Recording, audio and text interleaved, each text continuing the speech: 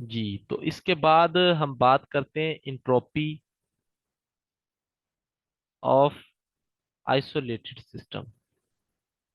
Isolated system के अंदर entropy क्या होती है? देखिए, आइसोलेटेड सिस्टम वो सिस्टम होता है जिसमें ना तो हीट इंटर होती है, ना ही कोई मैस जो है उसमें ट्रांसफर होता है। आपको लगता होगा अगर ये दोनों चीजें नहीं होती तो इंट्रोपी जीरो हो जानी चाहिए, लेकिन ऐसा नहीं होता। सुन लें इसकी रीजन क्या है। फॉर एग्जांपल, आपके पास है टू कंटेनर्स से मुराद आप एक ही समझ ले, एक कंटेनर है, उनको यहाँ पे पहले उनका वॉल्व जो है वो क्लोज किया हुआ है। यहाँ पर गैस ए फिल की हुई है हमने, और दूसरा जो उसका पोर्शन है उसमें गैस बी फिल की हुई है। ये गैस बी है और ये गैस ए है। ये हमने फिल की हुई है बेसिकली। देखें, जब इसको हम ओपन करेंगे तो ये दोनों के मॉलिक्यूल जो होंगे वो आपस में मिक्स हो जाएंगे, कुछ इधर आएंगे कुछ इधर आएंगे। तो ये मिक्सिंग हो गई है। देखिए, तो रैंडमनेस बढ़ी है या नहीं बढ़ी? रैंडमनेस तो बढ़ गई है, रैंडमनेस तो इंक्रीज हो गई है। तो हम कैसे कह सकते हैं कि यहाँ पे इंट्रोपी जो है वो जीरो है आइसोलेटेड में? तो एक बात याद रख लो, जहां पर भी स्पॉन्टेनियस रिएक्शन हो और सिस्टम आइसोलेटेड हो, आइसोलेटेड सिस्टम हो और स्पॉन्टेनियस रिएक्शन हो, तो वहां पर आपके पास इंट्रोपी जो है वो बढ़ेगी, वो जीरो नहीं होगी। तो ये इतनी बात आपने याद रख लेनी है। इसके बाद हम बात करते हैं entropy for non isolate non isolated system. Entropy for non isolated system.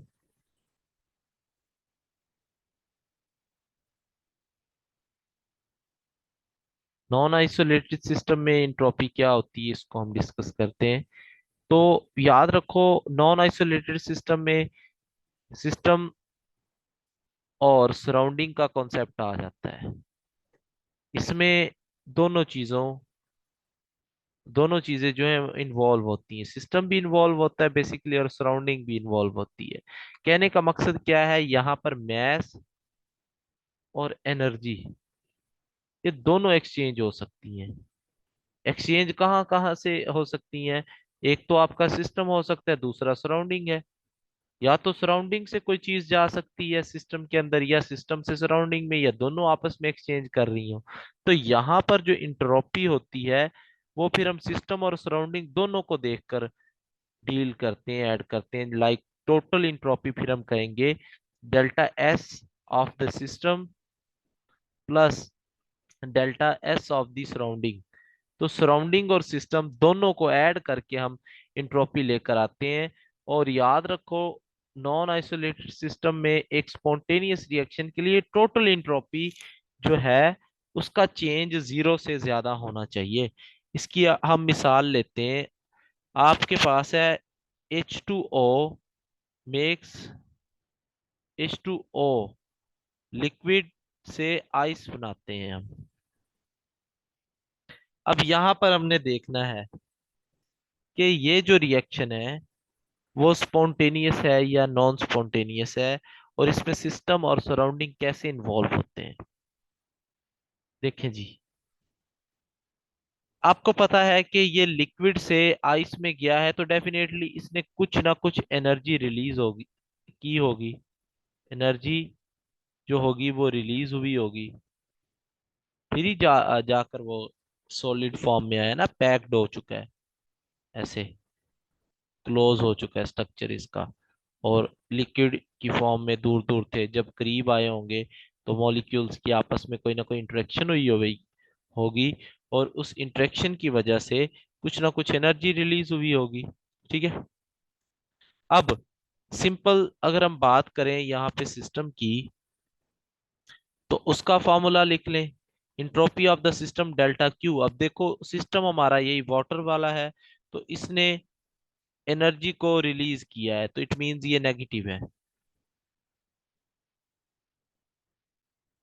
इसने एनर्जी को रिलीज कर दिया है, तो ये नेगेटिव हो गया। अब कांस्टेंट टेम्परेचर की हम बात कर रहे हैं, तो सिस्टम की हम मान लेते हैं जो आपके पास इंट्रोपी होगी वो नेगेटिव है। क्यों नेगेटिव है जी? क्योंकि सिस्टम जो है वो डिसऑर्डर से डिसऑर्डर से ऑर्डर में आया है, और आपको पता है डिसऑर्डर जो होता है उसमें इंट्रोपी ज्यादा होती है और ऑर्डर में इंट्रोपी कम होती है। अब ये जो हीट रिलीज हुई थी ये कहाँ पर गई है? ये हीट गई है सराउंडिंग में। ये हीट गई है आपके पास सराउंडिंग में।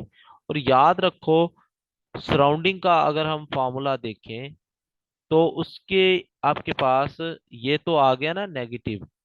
सराउंडिंग में अगर हम देखें डेल्टा क्यू एन टी, तो ये पॉजिटिव होती है, क्योंकि वो हीट जो सराउंडिंग में रिलीज होकर गई थी उसने, आप समझ लो कि डेफिनेटली इंट्रोपी जो थी सराउंडिंग की इंक्रीज कर दी, तो ये पॉजिटिव हो गई। अगर हम ओवरऑल बात करें इंट्रोपी ऑफ द यूनिवर्स, तो यूनिवर्स की इंट्रोपी जो थी वो इंक्रीज हो गई। देखो इतनी ज्यादा हीट रिलीज होती है कि वो इसकी नेगेटिव वैल्यू को भी डिक्लाइन कर देती है। मतलब अगर ये -10 है तो हीट रिलीज जो सराउंडिंग में इंट्रोपी इंक्रीज हुई है वो 20 की इंक्रीज हुई है। तो ओवरऑल आंसर आपके पास 10 का पॉजिटिव में आता है, यानी +10 में आंसर आ जाता है आपके पास। तो ये एक कॉन्सेप्ट है बेसिकली, अंडरस्टैंड करना है इसको आपने, कि यूनिवर्स की इंट्रोपी ओवरऑल तो दोनों के ऊपर डिपेंड करती है, सिस्टम पर भी और सराउंडिंग पर भी। किसी एक की बुनियाद पर हम फैसला नहीं कर सकते नॉन आइसोलेटेड सिस्टम में। इसके बाद हम बात करते हैं इंट्रोपी इन रिवर्सिबल प्रोसेस। इंट्रोपी इन रिवर्सिबल प्रोसेस। रिवर्सिबल प्रोसेस के अंदर हम इंट्रोपी देखते हैं जी, क्या इसके अंदर चेंजेस आते हैं। तो नंबर 1 है हमारे पास आइसोथर्मल प्रोसेस। देखिए आइसोथर्मल प्रोसेस वो होता है जिसमें टेम्परेचर जो होता है सिस्टम का वो कांस्टेंट होता है। मिसाल के तौर पर ये आपके पास सिस्टम है। सिस्टम अगर कोई स्मॉल अमाउंट में हीट रिलीज करता है सराउंडिंग में आई है ये हीट, तो उतनी ही स्मॉल अमाउंट में हीट जो होगी वो वापस से सिस्टम में चली जाएगी। तो इट मींस, देखो पहले सिस्टम ने हीट रिलीज की है सराउंडिंग में, तो अगर हम बात करें सिस्टम की इंट्रोपी भी चेंज हुई है, वो नेगेटिव हुई है। ठीक हो गया, सिस्टम की जो इंट्रोपी है वो not equal to zero. Similarly surrounding की अगर हम बात करें तो सराउंडिंग में हीट आई है तो वो पॉजिटिव है, तो उसकी इंट्रोपी भी not equal to zero.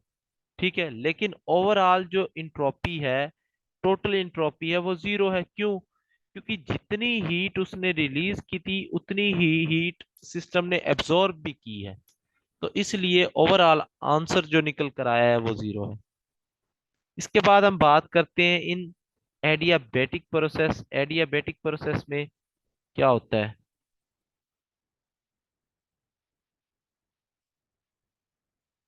Adiabatic process में आपके पास delta Q is equal to zero होता है, means delta S of system will be equal to delta S of surrounding.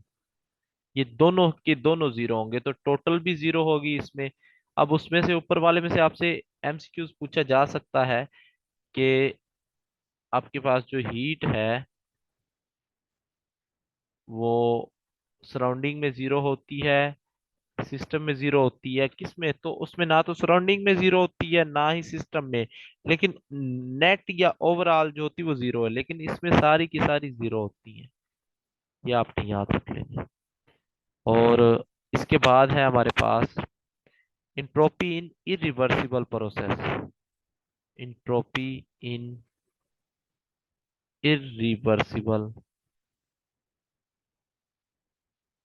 Process.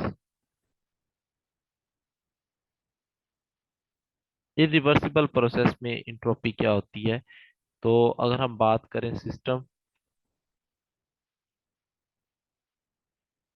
T1, इसका टेम्परेचर है, और surrounding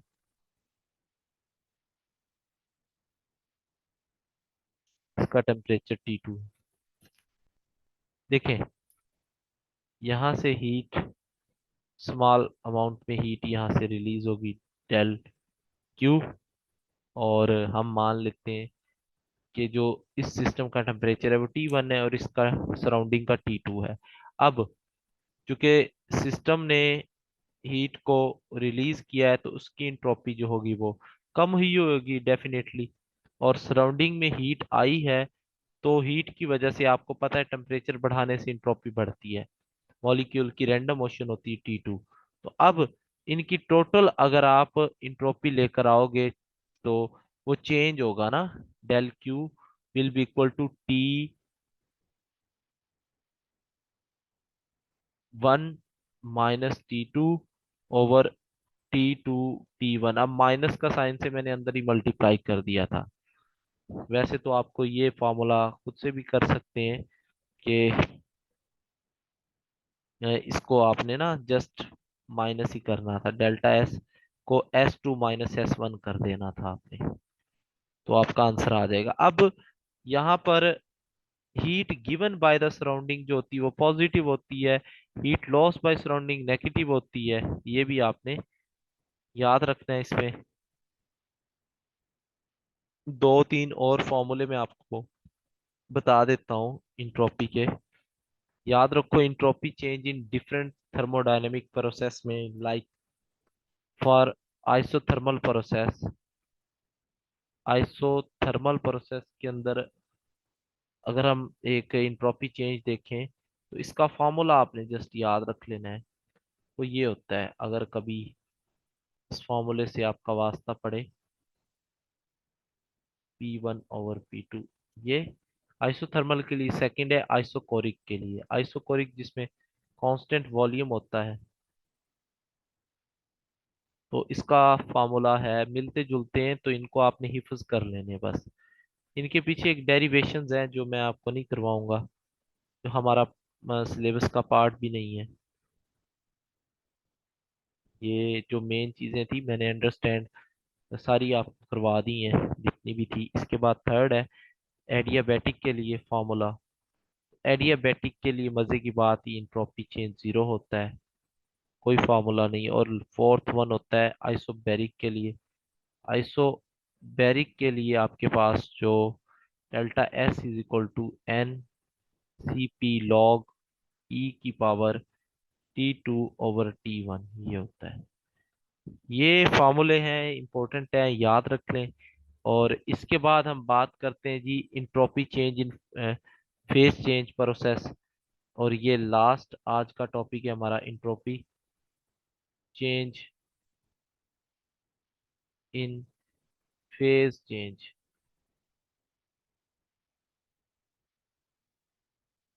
entropy change in phase change process. देखें, in phase change temperature remains constant, temperature remains constant. तो यहाँ पे temperature जो होगा वो कांस्टेंट होगा, delta S delta Q over n T. ठीक है। नंबर वन अगर हम देखें, molar entropy of fusion, entropy of fusion. Fusion क्या होती है कि एक सॉलिड मोल है, एक मोल सॉलिड है आपके पास, उसको फ्यूज करवाना है एक मोल लिक्विड में, तो उसमें जितनी इंट्रोपी चेंज आएगी वो आपके पास मोलर हीट ऑफ फ्यूजन होगी। इसका ये सिंपल सा फार्मूला है। यानी आपने जो हीट थी ना, अब देखो ये रिवर्सिबल बन गई है हीट, इंथॉल्पी बन चुकी है अब। तो इसी तरह आपने इवेपोरेशन का भी फार्मूला याद रख लेना है, उसमें ये है डेल्टा HF/N × T। अब ये T जो है बेसिकली ये बॉइलिंग पॉइंट को बताता है, ये याद रख लो। तो इससे आप बॉइलिंग पॉइंट भी फाइंड कर सकते हो, melting point, sorry melting point find कर सकते हो, और भी चीजें जो है एच एफ फाइंड कर सकते हो, आप इंट्रोपी का चेंज फाइंड कर सकते हो।